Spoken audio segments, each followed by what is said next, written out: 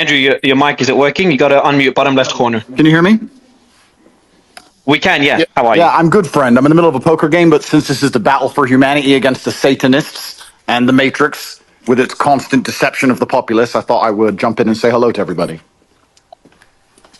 Your thoughts, Hello. Andrew? We had your brother on earlier, Tristan, come on earlier. Your thoughts on Alex Jones being back on X? I'd rather hear his thoughts on Elon Musk being the biggest maverick of the last 500 years. I'm not kissing ass here, Elon. You've got big ones, man, on every front. You are literally overturning the entire power structure. I was just going to say this and let Andrew get in, but I just want to say this while you're here. I mean, you are literally changing the entire paradigm, and you've definitely got the system scared, and so everybody needs to support X. Everybody needs to support the sponsors on X. I personally am doing all my Christmas shopping this year with all the great gadgets and stuff that are on X. But I'm going to shut up now. But I would imagine, instead of talking about Alex Jones, I'd like to hear Andrew Tate talk about or ask questions to Elon Musk. Yeah, well, Alex is certainly a friend of mine. I've known him for a long time, and I'm extremely happy he's back. I've celebrated that publicly, but Alex nailed it. Elon is taking the biggest risk here. It takes unlimited energy to propagate lies. You have to continually repeat them, and you have to continue to try and falsify information and hide the truth to keep lies afloat. And this simple purchase, you call it simple, the purchase of a simple website has literally cracked the matrix in real time, and it becomes extremely difficult now to run the psyops they were previously running and enslave the populace, which is their primary goal. So Elon is a hero, absolutely. And the risks you are taking, Elon, I don't think many people at home actually understand the gravity of the risks you are taking, because your ability to speak freely is heavily leveraged against your insignificance. You're only allowed to speak if nobody listens to you. And if you get big and people start listening, they're going to come at you hard. And I think, I'm not completely versed, but from what I understand, Elon's already suffering the lawfare tactics, which they're going to do. They're going to keep pulling out the hat to try and slow him down or Andrew, let me interrupt before I forget. I don't give him any attention. The same law firm that came after me with these PR firms. You've just dropped out, I think, Alex. It's just dropped out? Anyone else can? Yeah, I think he got a call. Now you got a call. Yeah, go ahead, Alex. There is a 3-letter agency running this. Not all of them, but let's just say it starts with a C and it ends with an A. Sorry, go ahead, Andrew. Yeah, absolutely. And there's liberal NGOs which will sponsor agents of the Matrix. They'll sponsor females to end up in a house party and then lie to try and then put you in a Romanian jail cell and get you sitting with the cockroaches in a dungeon. And it's a very scary world where you get to a point where you're only trying to tell the truth, and they're going to punish you for that using endless lawfare. And this battle has only just begun. But the Matrix has truly cracked now, and it's going to be extremely hard to lie to us like they did before with X, the way it currently is. And I think it came at exactly the right time. I almost, without trying to sound pessimistic, there was a point where I kind of felt like I was losing hope. You couldn't tell the truth about anything. Everything was a lie. Everything from head to toe was a lie. And they're trying to lock us all back in our houses again, and we can finally talk about it. It's truly heroic. And Elon's taking massive risk, and the respect I have for him for doing that is enormous. Absolutely. I mean, this is what happened. I'm going to shut up, so I want to hear from Elon. But this is so historic. Elon Musk's courage, and it's true, I'm saying, has broken the back of the globalists. They'll never be able to turn this around again unless they have a nuclear war. Elon Musk has broken their back. Yeah. Well, I guess some people are afraid to die, but I am not. That's and you know what? It's kind of crazy because I was talking to someone the other day and I was explaining. They were asking about my seizure, how they took all my houses, all my money, all my cars, blah, blah. And I said, you never truly own anything on this earth anyway. You can have a piece of paper that says you own it, but if you piss off the government structures, they just get a judge to stamp a different piece of paper and you no longer own it. The only thing you own is your soul and your integrity. And this is the one thing they cannot take away from you no matter what they do to you. And that is the best feeling on earth. It doesn't matter if you can sell your soul to the devil and repeat what they want you to say, but then you truly own nothing. And I think that as history books look back on this pivotal moment when X was finally freed and the information of the world could finally be spoken freely, I really do believe we're on the right side of history. And if you were to ask me if there's anything worth dying for, it would be for the freedom of humanity and to be on the right side of history. So I agree with you absolutely, Elon. Yeah, absolutely. I'm just generally in favor of civilization and the furtherance of civilization. And I think we should always be concerned that we can regress as a civilization, and if you study history, you can just see the arc of one civilization after another as the civilizations rise and fall through history. We've been in a period of civilization rising very rapidly, but we should be concerned that we may be cresting, we may subside, and there are many times where I get late stage civilization vibes, and I'm just worried that maybe we're cresting as a civilization and perhaps headed for a fall. So, yeah. Well, I agree with you because I truly believe, and a lot of people have said this before me, this is not an original idea, but I think as AI and machines and tech increases, a lot of people are going to be deemed useless by the overlords. And then you have to sit and decide, what are they going to do with all these people who have hopes and dreams, and they want healthcare, and they want a garden, and they want a house to live in, and they don't want to be treated like cattle. They're going to become extremely inconvenient. So I don't think many people at home understand that this war cannot be avoided. I've had a lot of people who understand why they threw me in jail in Romania and understood I've done nothing wrong. And they said to me, why do you take up this fight? Why you don't just delete your Twitter and disappear and drive a Ferrari all day? And I explained that this war cannot be avoided. You're either on the front line and you're fighting for something, or you're sitting waiting to die. You're waiting for the Mongol horde to come over the horizon and chop your head off. I there's totally no way agree. out of it. And just to throw this in there, if you read, and Elon, I knew you were doing great work. When I saw you 6 months ago at the World Government Summit, where they're all just saying we're going to make everybody eat bugs and we'll make the decisions to put microchips in them, and you said, we don't want a centralized system. We want a diverse system. We want firewalls. And I don't agree with this Tower of Babel you're building. They know that we go through cycles, and they want to artificially create a great reset collapse, in their own words, to make everybody else poor, consolidate power, and they'll have a smaller type 2 civilization for themselves.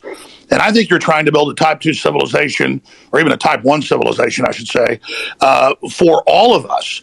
And Right. you said we need to have a debate about going interstellar. We've got to expand or we collapse. And Elon Musk is saying, correct me if I'm wrong, you don't stay in stasis. You either expand or you collapse. You're artificially creating it. You either grow or you collapse. You don't. The steady state is basically an impossibility. So you have to pick it. You have to make a choice. Do you want to grow civilization, or do you want to decline and collapse? And because steady state is not stable. So, and I say we grow, and I say we expand, and we have more humans, and we become a multi-planet species and a spacefaring civilization, and ultimately be out there among the stars. And I think that is the exciting, inspiring thing for the future, not a declining human civilization that dwindles to nothingness and where humanity dies with a whimper. And that's the bottom line. I think it is the battle of people who believe in humans and humanity and want it to expand against people who are so selfishly going through the earth and so selfishly orientated that they don't care about expanding civilization. They just want to control the humans that are currently here. And Andrew, I totally agree with you. Hubris and an arrogance. I totally agree. Let me throw this caveat on it, because I've read the writings of Bill Gates and Klaus Schwab and the Club of Rome. They know we could easily expand. There's plenty of room, hundreds of billions of known galaxies. They know that this is just a seed that's going to not just grow into one giant oak, but an entire forest, an entire universe. And so they want to shut everybody else down because they can't deal with competition from the Elon Musk that come out of the general public. They want a global tyranny so they can direct it and control it, so that they direct the expansion.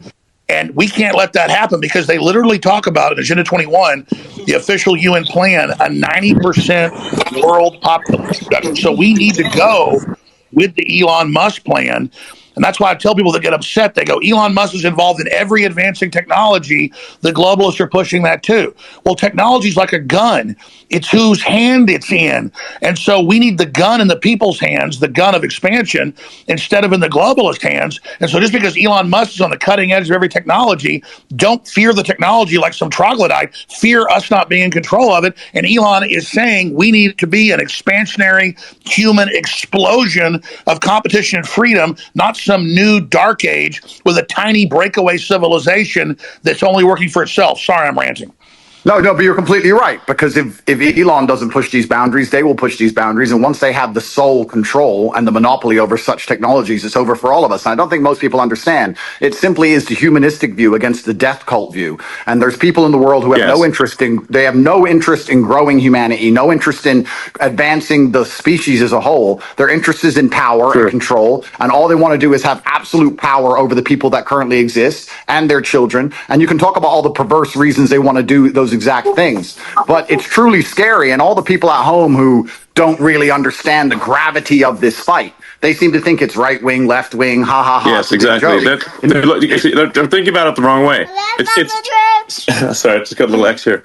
But you're totally exactly. This right left it's the wrong way to think about it. It's the sort of the extinctionists versus the pro-humans. And once you see that it's extinctionists versus the pro-humans, then it becomes very clear. So, Elon, when are you going to? I know you got 100 irons in the fire, but when you talk about we need to create a plan B for humanity, well, that's really no. It's not a plan B. I mean, I think an alternate master plan, because the globalists are controlled right now. You're trying to wrest control with us, helping. I mean, when are you going to put out your battle plan, or you're already putting it out in pieces? No, I mean, what I'm saying is that actually, I think we should expand humanity. Like basically, we should have basically more kids. Population should increase, and we should become a multi-planet species and make life multiplanetary, build a self-sustaining civilization on Mars, and then ultimately, this will be long after I'm dead, probably, but. Almost certainly, we can go to other star systems and go out there and I don't know, maybe we'll find some long dead alien civilizations. And I don't think we want to be one of those lame one planet civilizations that never got beyond, its home planet. I mean, we gotta, what are the aliens going to think of that? It's like we got to make a good showing. Team Human. Well, Let's go. And that would absolutely that would be certainly disappointing. But it's essential and truthfully, it's so amazing we even speak about these things. Only 2 years ago, you couldn't even speak about these subjects, but it's so pertinently obvious to anyone who pays attention. And it is scary. And expansion and humanistic views are certainly the way to progress. And it has to be done. There's no other way. Just like a business, just like you guys said, if you stand still, you die. And it takes a few brave people to break the matrix. You have to break the dam. And I think bravery is so important because it puts a crack in the dam and it shows that if there's people out there brave enough to risk getting canceled, risk lawsuits, risk lawfare, then it's going to inspire bravery amongst the rest of the populace. And it becomes extremely hard to lie to brave people. And I think that's one of the largest pandemics of Earth today is bravery. And when I say bravery, I don't mean that in any kind of negative connotation. Bravery is being full of love and loving the people around you and sticking up for your community and loving where you live and loving your country. And it's brave to do those things. And it's love. What do the globalists teach us? Children are bad. We're ugly. Humans create all this racial division. They want us to hate each other, so we just give up, roll over, so the globalists can have the future. I would just like to say here, the globalists are short-sighted too, because the thing is that you can't really separate yourself from civilization. So I think those who are sort of advocating like it's really I think it's just logical to be pro-civilization. You don't actually necessarily have to be altruistic. You just have to think long-term and say, obviously, you cannot exist in any good way without civilization. I mean, just watch one episode of Naked and Afraid and see how much you want to go live in a forest by yourself. We're in a super pivotal moment now. And the reason we're in a pivotal moment is because the machines cannot do the policing as of yet. My brother and I often talk about how bad COVID would have been if they had Terminator machines. You didn't have your mask on. You couldn't even appeal to the empathy of the person who knew how insane it all was. As soon as the machines control the policing, it's absolutely over. And we're not that far away. So we're in a very pivotal period now where the bravery that's required to resist the globalist oppression has to happen now. Soon the technology will exist. And it's over for everybody. We are at a critical crossroads right now in the entire future of the human destiny. And I called it Plan B, but I mean, Elon, what do you call it? Just an alternate plan for humanity?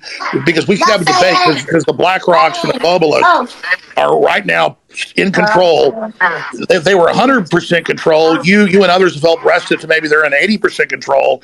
They're losing control very quickly as people discover what they're doing. But what would you call the debate and discussion about a pro-human future? Just team humanity? Yeah, team humanity, absolutely. That sounds good. But I think like so something that is really important is like you just literally have to have kids, or there's no next generation. Alex, do you have kids? Yes, I do. I'm not as prolific as you, but I wish I was. They're the best thing in my life. I have 4. Okay, great. And Andrew? I do have a few. I won't let you down, Elon. I'm coming to take over your title. I'm coming to take over. I'm doing my best. You know, I got to use my good looks for something. Well, I think we ought to encourage people to have kids, and this is the bottom line argument. This is what is so important. We just talked about how the globalists are ultimately selfish and only care about their own power. Most of the globalists don't have children, and of course, because they're selfish. Here's the thing: you guys are all attacking the globalists, but if you ask a globalist, like I have friends who I would consider globalists. You ask them, their ideologies are aligned that they believe that somebody living across the world is just as valuable as somebody who lives in America. And I know, there's they've already enslaved the third world, and they're using them. But that's not how everybody who you would categorized as there's a lot of useful idiot globalists, but the globalists at the top are depopulationists. That's their religion. So maybe if you want to look at the top, you can say globalists at the top. Some of them might have that view, but if you just talk to an ordinary person who views themselves as a globalist, they're not saying, "Oh, I'm evil." They're not an evil person. They just have this belief that every human being around the globe is equal. That's I would call that an internationalist. That's an internationalist. A globalist wants one world government run by corporations. Yeah, well, I think you can label them differently, but I think if you talk to somebody who Henry Kissinger was a globalist. Zbigniew Brzezinski was a globalist. I'm not trying to be mean to you, but their number one rule is the Earth is too small. We can't expand. We've got to bean count and put everybody on rations. We've got to social engineer and end the normal human program because humans are failed, and they want to turn us into factory farm humans. Those are allowed to survive. I'll answer the question. I'll answer the question. Sorry, guys. If we can just say, so some of these titles are a little confusing. If someone's an internationalist or a globalist, I think what can achieve some disambiguation here is to say, does someone have as an axiomatic belief that there are too many people on the Earth, or do they not? Do they believe that the Earth can sustain the current population, or do they think it cannot? Now, the reality is Earth can actually handle a human population probably 10 times larger than the current population. Earth is actually very sparsely populated by humans. We only see density because if we're in a dense urban environment like New York or Boston, London or something like that. But if here would be like a good test. If you took a plane from LA to New York and you try to drop a bowling ball and hit somebody, your chances of success are basically zero. You'd have to drop 10,000 bowling balls, maybe.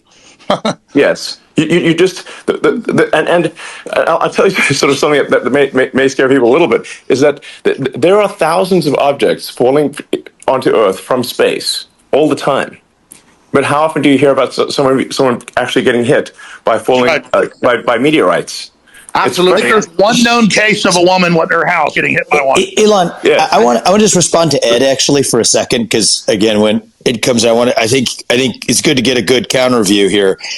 I think that there's two different things going on, Ed. I know what you're trying to say, but there's a separate point about your obligations, right? So you can, and I believe everything has been said about the importance of expansionism for humanity being pro-civilization and expansion pro-human race to win. That's like a separate axis, though, from saying where are your obligations where you are, right? So we talked about procreation and family. Then we talked about the nation. Well, look, I have 2 kids. As a father, my moral obligation, I believe, is first and foremost to my family. And then, let's say, as a president, my moral obligation is to the citizens of the nation that I lead. And then you can worry about hunger in the Congo or whatever else needs to happen in the Darfur or in other places.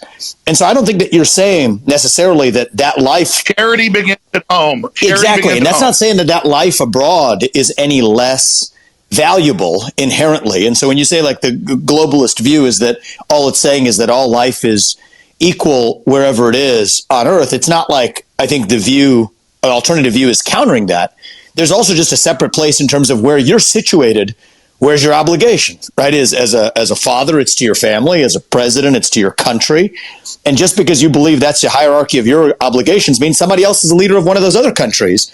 And that's an obligation that they have too. But that's like a different discussion. Well, the neoliberals in their own PR, they're the ones doing the worst things on the earth. They just say, oh, we want global government because we want to give Africa's representation. Then they lock them down for 3 years and starve 30 million of them to death and then organize them to flood us as a political underclass. This is cold-blooded Henry Kissinger's State Department Memorandum 200. I mean, they've got it's not black and white. I think there's two different conversations. But what is black and Wait, what is, can we what just, is, I'm sorry. what is black? Go ahead, Andrew. Go ahead, Andrew, and then we'll go to Dave. Andrew. What I do believe is black and white is simply, if you read a history book, you'll see the worst things that humanity have ever done have been done with good intentions. That's what's so bad about evil acts, is that people think they're doing the right thing. And that's the most dangerous thing about it. And this idea that they look at all human life as sacred and all the same, I actually disagree. I think the reason they will prioritize people in a third world country, for example, you'll say it's because they see us as equal. I think it's because they see us now as spoiled and annoying. They don't like that we need pensions and living space and healthcare. They simply want slaves and a robot class, and they'll do anything it takes to get it, and they'll get it from anywhere they can. And when someone comes along and says, well, my intentions are good, I'm not interested in that, because you can name any Holocaust or any atrocity in history. The people didn't think they were the bad guys. They often thought they were the good guys. And I guess the easy way to look at life is you want to be having as many children as possible. You want to pray other people do the same, and you want those people to enjoy freedom. And anyone who's coming along restricting speech, restricting access to certain things, restricting movement, restricting, all they're doing is trying to restrict so they can control. And nobody in a history book ever who did that either was the good guy. I think it's very clear to see who's on the right side of history and who isn't.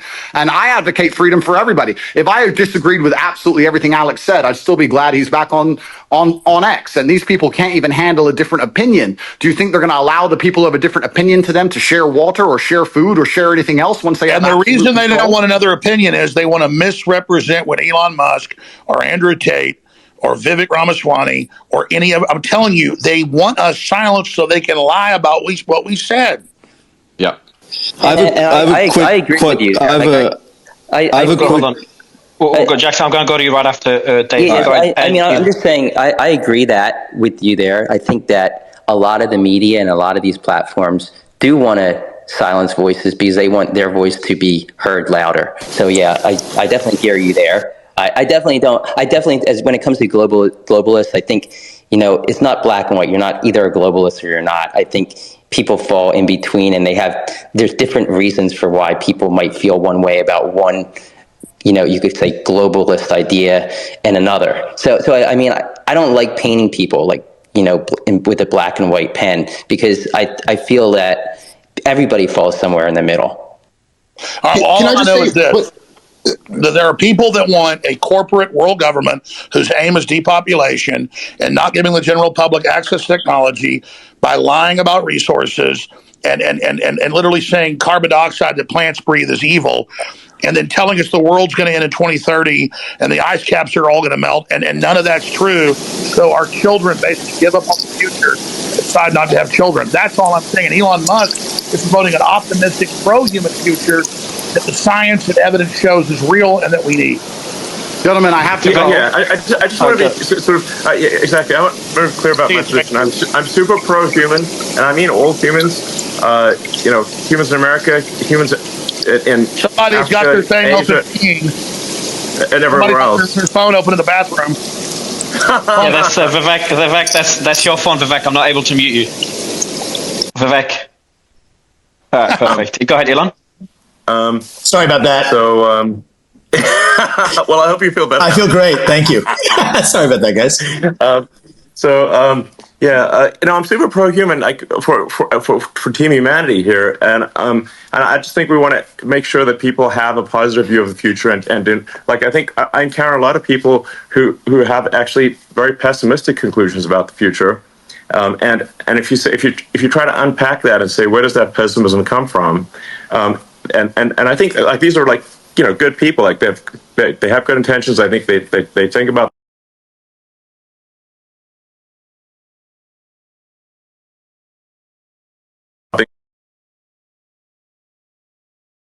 often come from is believing that there are too many humans on the planet. This is false.